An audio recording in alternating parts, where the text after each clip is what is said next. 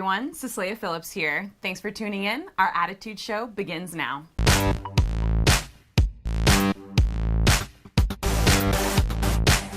I want to introduce you all to our fashion designer, Atusa Gonazade. She designs clothes for men and women based on current street trends. Thank you so much for being in our studio today. Thank you for having me. You're very welcome. You have worked in many cities where fashion industry thrives, like Los Angeles, where being fashionable is part of many people's lives. What's the fashion industry like in San Francisco? Well, there's not a huge industry, but there is a very talented group of designers, and they are very aesthetically cool, have their own style, create their own trends. I love the San Francisco designers because they make their own trends as opposed to following the European runway shows, and their attitude is a little bit more recycled, upcycled, more organic, so it's really great. I like that a lot. You get your clothes made in Los Angeles. Apparently San Francisco is not a great place for that. Why is that? There's really no industry left here. All the big guys like Levi's and BB and Gap who were based here are all now doing production overseas and in Los Angeles. There's really no industry to have clothes made. There's hardly any fabric stores. There's no textile showrooms or designers here. So you really have to go to, I would say, New York or Los Angeles to really be able to get the supplies that you need to create a thriving line. Wow, that's awesome. You are about to be featured in a very cool event that is happening. The event is called the Startup Mingle, the Valentine's Day edition, with the fashion show that is taking place this weekend.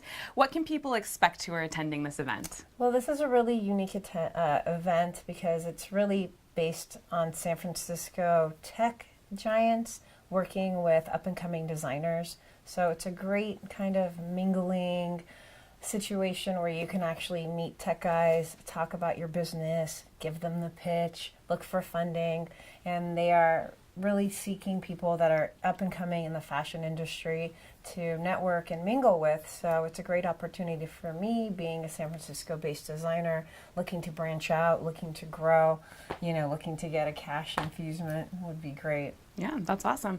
If anybody wants to attend and they would like to see you there at the event or attend themselves, where can they find tickets? On Eventbrite under Mingle Startup, and there is also a Facebook page with the same name.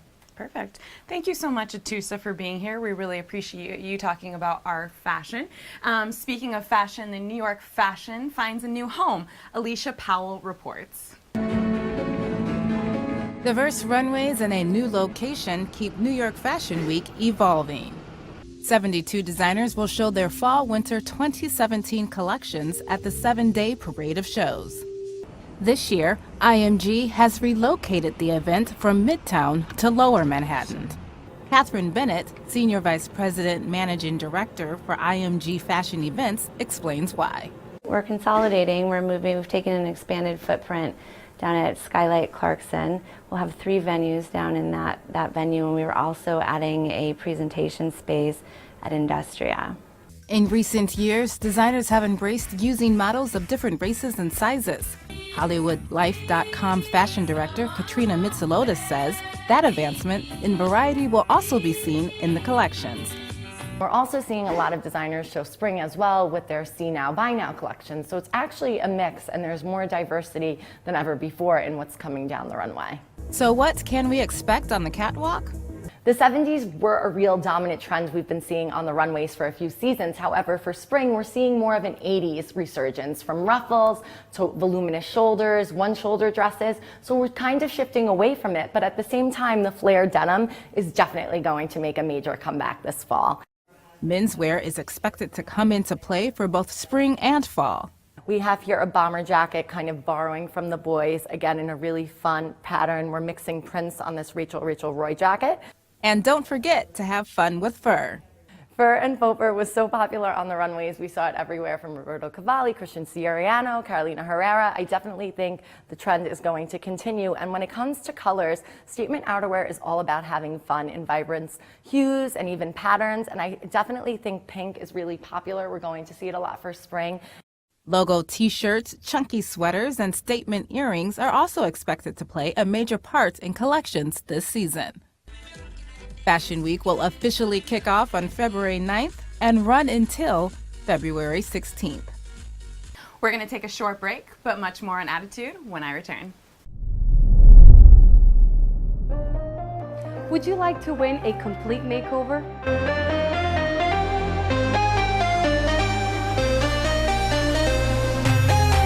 In order to participate, you must like Salon DNA San Francisco along with Attitude Show, both pages on Facebook, and share, and follow us on Instagram. So make sure to tell all your friends and family, and I will see the lucky winner soon at Salon DNA.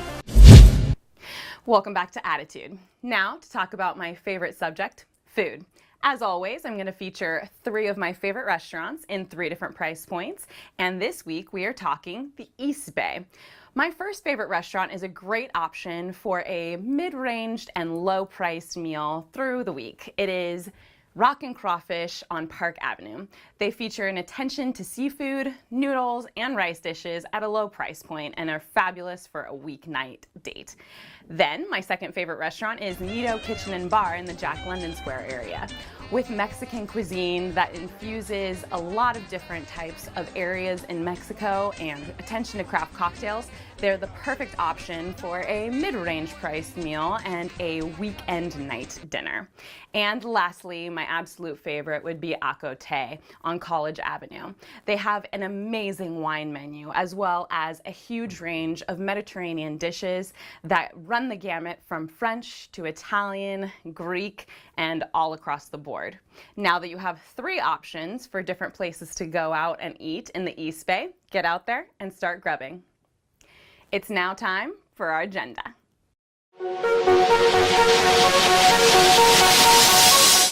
The legendary band Chicago performs Saturday the 11th, 8 p.m. at the San Jose City National Civic. For tickets, visit Ticketmaster.com. Lady Gaga's fans, the singer just announced last week during her show at the Super Bowl that she will be touring here soon. Here's Helena Williams with more on Gaga. Lady Gaga's highly anticipated Super Bowl halftime show saw the songstress soaring through Houston's Energy Stadium after kicking off the performance with a rendition of God Bless America, a subtle message of inclusion and unity in a deeply divided United States. With speculation that the outspoken singer would use the spotlight to address political issues, Gaga recited part of the American Pledge of Allegiance in her opening song, which calls for liberty and justice for all. She then delighted the crowd with some of her greatest hits. And Gaga just didn't stop giving, announcing her Joanne World Tour shortly after the show. It kicks off in Vancouver in August, before heading to Europe and back to North America. Tickets go on sale from February the 10th.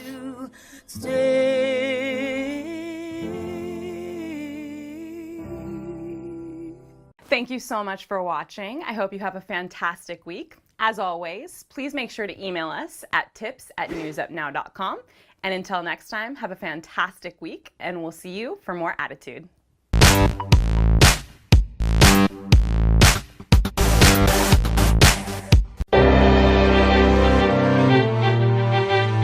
Hello, and welcome to Uncensored Pillow Talk. On today's show, we're talking about relationships. They have changed so much in the last few years, and there's a lot to cover. To help me answer some of my questions about the heterosexual relationships, we invited a strong woman, my friend Ingrid Mackay. Welcome to the show. Hi. Do you think the way people are meeting and dating is different from how things were 5 years ago? Obviously, yes, but in what way? I would say that the online platform of dating has influenced how people are dating today. More people, you think, are going online to find relationships? Absolutely. I think it has a lot to do with the convenience of it. I think you're right. I think that it's smart to try to find a partner or partners online. You are broadening your net, so to speak, in a very different way from how we used to meet people back in the day. So, you know, there used to be a little bit of a stigma about meeting people online. Do you think we still have that? I think it's still there, although it's significantly less. The stigma has lowered quite a bit, I think. Mm-hmm. But it definitely has transformed how people date and how they look at the whole dating world today. So I got some questions for you. You're gonna be like my heterosexual like guide here because it's a world that's outside of what I'm familiar with. Okay. So I'm looking to you to be the expert right now. Okay. So a lot of gay relationships are starting online and on apps. Do you think that heterosexual relationships are following suit? Yes. Yes, definitely. Okay. And I think that given the online platform of dating, I believe that the gay world and the heterosexual world of dating is starting to be a lot more of the same. And maybe it has been a lot more of the same, but to me, it's starting to be more obvious that it is, that we're all just people and we are dating. You know. Well, I don't date anymore. I'm married. But, We're looking for love. We're looking for companionship. So we've got a lot more questions from our viewers, so we're going to answer some of those. Ingrid, do you think you could give me a hand in that? I'd love to. All right. We'll come back right after a short break. Would you like to win a complete makeover?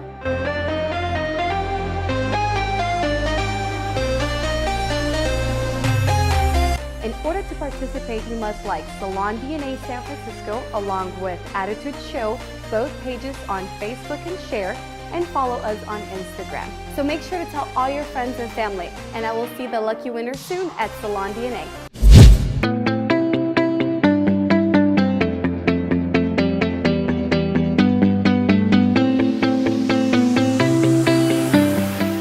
Welcome back to Uncensored Pillow Talk. I'm here with my friend Ingrid Mackay, and she's going to help me answer some questions about relationships. So let's go ahead into our first question. This one is sent from Maria.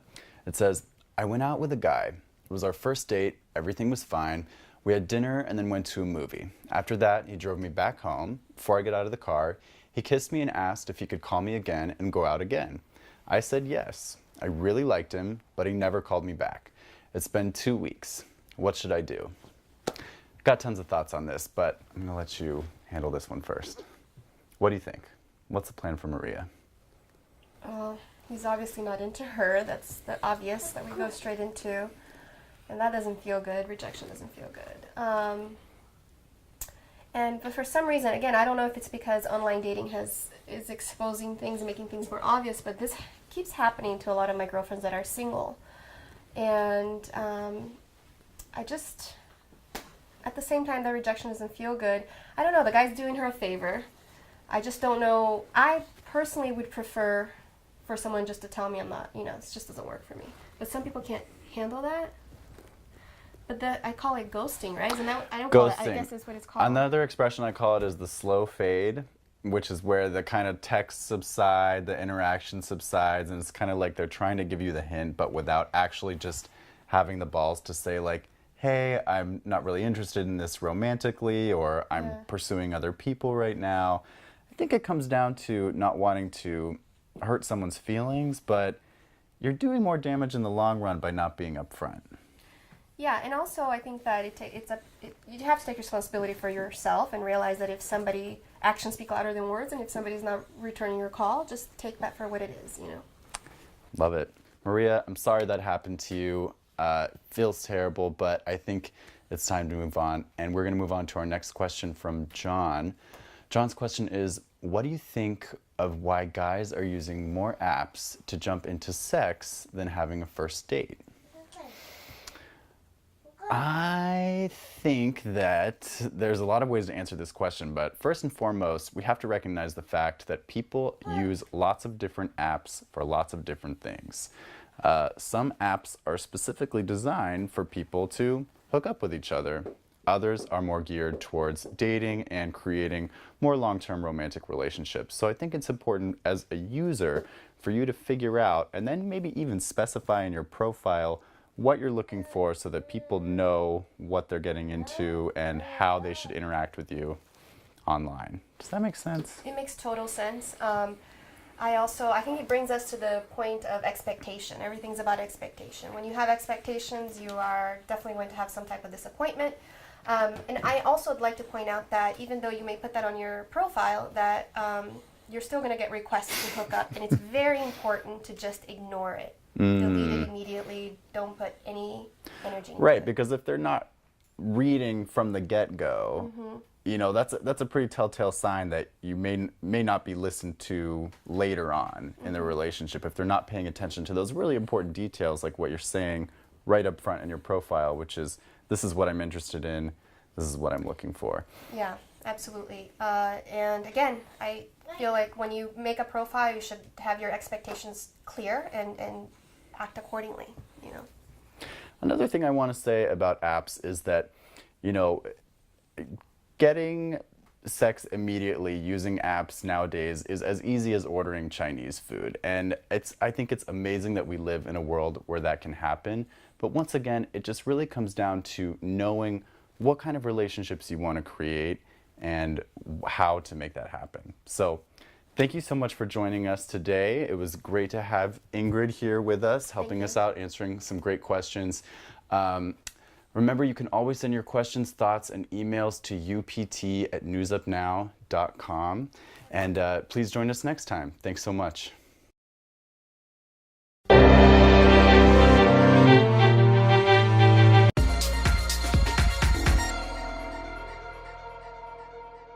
Hi, and welcome to California Up Now. I'm Claudia Eisman, and we're here in downtown San Jose at the CineQuest office, and our guest today is Selah Carriot, and she is writer, director, and producer, co-producer of The Valley. Thanks so much for coming today and joining us on California Up Now. Thank you very much for having me. So tell us what the inspiration was for this film. Well, I've been living in Silicon Valley for about 20 years now, and I raised my 2 daughters here. And I come from a family of, my parents were immigrants. Just witnessing, you know, the pressure that young people face here in Silicon Valley, particularly in the immigrant community, where parents are extremely successful and they have very high expectations of the children. That kind of inspired me to think of the story. And the other aspect that has impacted my life personally is mental health issues. And one of the things that happens, particularly amongst immigrants, it happens in every walk of life, across all ethnicities, is that any kind of mental health issues, there's a lot of stigma associated with the issues. They're kind of often hidden, not spoken about, and the effects of those issues are exacerbated because of the stigma. Well, now we're intrigued. Give us a synopsis of the film. A short one, without giving it away. So The Valley is about a very successful Indian American entrepreneur who seems at the surface to have an idyllic life. His daughter tragically commits suicide, and he embarks on a journey to find out what happened. And in this process, he learns many things about his own choices and his values and his life. And so the audience embarks on the journey with him. Okay. And it's very sad. When I read the synopsis myself last night, it kind of almost choked me up. I have to be honest with you. What's your history? So I have a very diverse background. I studied electrical engineering, and I actually did a graduate degree, a PhD in electrical engineering, and worked as an engineer for several years. And then I had 2 daughters. I moved out to Silicon Valley, and I had 2 daughters, and I tried to continue working for many years with my children. And it became very difficult, the balancing, the elusive work-life balance that doesn't exist. Yeah, who can really do that? That's what I always wonder. Yeah. So I basically took time off from corporate America and started my own building business, building speculation homes. It's an interest of mine. I really enjoy that. So, while I was doing that, I did a degree in film from San Jose State University. And that's where I received my training. I mean, it's something I've wanted to do my entire life, but the opportunity just didn't come up for me. So when it did come up, I sort of seized that opportunity and did the degree, and I wrote a couple of scripts. I made some short films, and I got my experience that way, and then I embarked on this huge project. And tell us who stars in the film. Because it's not an action movie or a thriller, it's a movie that relies heavily on excellent acting, and I was very fortunate to find some outstanding actors. In order to get the lead male, I actually ended up using somebody from Pakistan. Oh, because interesting. I didn't find anyone in the right age group with the kind of veritas, that I wanted to play that role. So I got Ali Khan, who's actually acted in Hollywood, Bollywood, as well as movies from the UK. Wow. And he's he's a consummate actor, and he does a beautiful job in the movie. And then the actress I got from India, her name is Suchitra Pillai, and she's also acted in Hollywood movies. She was in a movie called The Other Side of the Door, and she's in Bollywood movies as well. She's been in some very big Bollywood movies. So she was also very good in the movie, and so I was very fortunate. From Los Angeles, I got Jake T. Austin, who was in The Wizards of Waverly Place. He's a very well-known actor, and Krista B. Allen and Barry Corbin. And we also have some newcomers, Agnita Thakkar and Salma Khan, Hope Lauren, who do such an amazing job in the movie. So great. I'm really happy with the acting. Okay, well, we'll look forward to seeing it then. Good luck. And we'll take a break from California Up Now, and we'll be right back.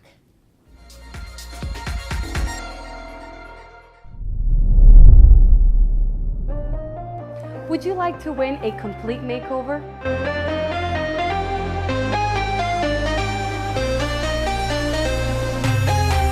In order to participate, you must like Salon DNA San Francisco along with Attitude Show, both pages on Facebook, and share, and follow us on Instagram. So make sure to tell all your friends and family, and I will see the lucky winner soon at Salon DNA.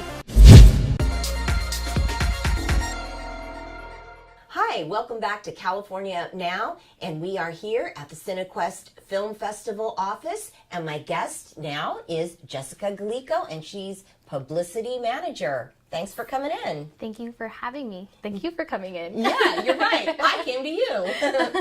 Yes, we are on the road, and our topic is the films. We're going to talk about the films. Tell us, well, first of all, how long has CineQuest been in existence? So this is actually CineQuest's 27th year, so we've been around for quite a while.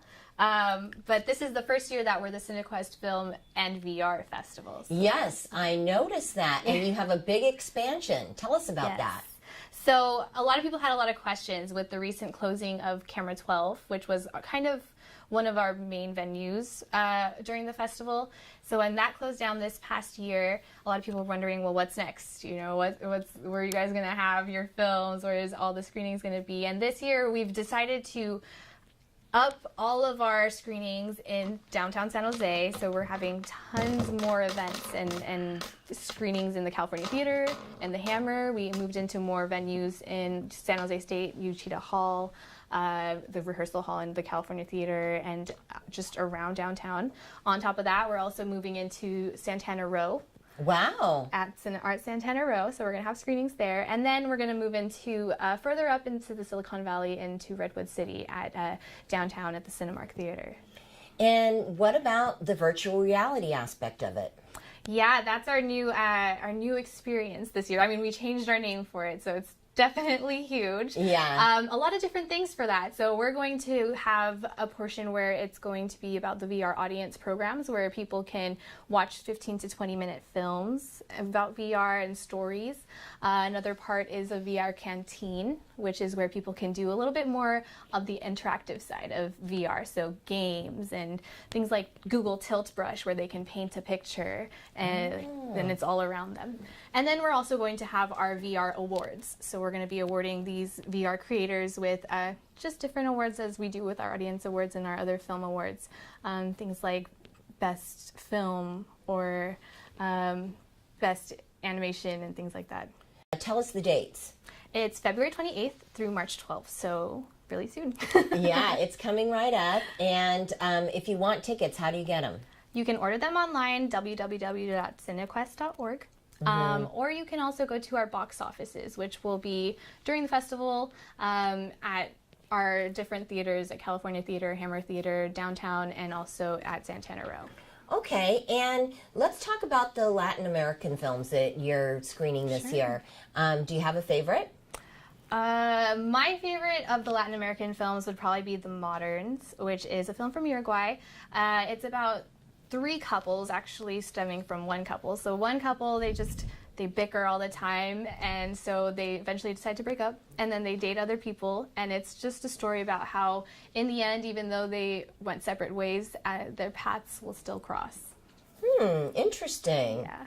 And then we also have a film directed by Penelope Cruz that has kind of a challenging title. Yes, so forgive me, Penelope Cruz, if I mess it up, but it's called Soy uno entre cien mil. But you can see it online for better pronunciation. But yes, it's her story. She was working to use this film to help raise awareness about childhood leukemia and to help fundraise and give more people an idea of the research that goes into it, and hope to have more people contribute to helping to cure childhood leukemia. Okay, and are we going to see any movie stars this year? Yes. So our Maverick Award winners this year are super exciting. We're bringing in Jane Lynch, who is from Glee, and she's going to be in one of our films this year called Writer's Block, which is a really funny short film about a composer who hits writer's block, and she finds... Yes, I know that feeling. She finds inspiration from an unlikely source. So that's going to be shown with her awards presentation. We're also bringing in Jason Reitman. Jason Reitman has been in Juno, worked on Juno and other films as well, like Up in the Air. So he's going to be coming with our writer's celebration, and he'll be helping to talk more about his experiences in writing, and there will be an awards presentation with that as well. Now, one of the things I really enjoyed about CineQuest in past years is being able, the question and answer period with the director after the films. Are we going to see any of that this year? Yes, definitely. So we encourage our filmmakers to come, and they were so excited to come share their stories. So anytime a filmmaker is here, they'll be able to go after the film to do a Q&A at the end. We'll see a lot of that because I already know a lot of them are coming. Great. Yes. And tell me a little bit about the Spotlight films this year. Yeah, so we've got a lot of Spotlight films, and actually one of the Spotlight films we have is one you were talking to earlier today, The Valley. We also have a Spotlight film that was crowdsourced by Google called India in a Day. That one is really cool. We have Carrie Pilby, whose director is, I believe she's from San Francisco, so that's another nice one. And we have a lot of other Spotlight films as well. Great. Okay. Well, tell us again the dates, and I know what I wanted to know. What about, there's parties oftentimes? Yes, all the time. Yeah. All day, every day. So we do have the happy hour parties, the VIP soirees from 5 to 7 p.m. every day at a different location in downtown San Jose. And then at the end of the night, we have our Maverick meetups, which are kind of the after parties. Right. Those go from 9:30 till 12, also in locations in downtown San Jose. And then, of course, we have the opening and closing night parties. So opening night is going to be after our screening of The Last Word. We're going to have the party at the Farmers Union. And then the closing night party after our screening of The Zookeeper's Wife is going to be at the Hyatt. Okay, great. Well, thanks so much for coming, or for letting us come to you and talking about CineQuest. Yeah, thanks for coming. Thank you for watching California Up Now. We'll see you next time.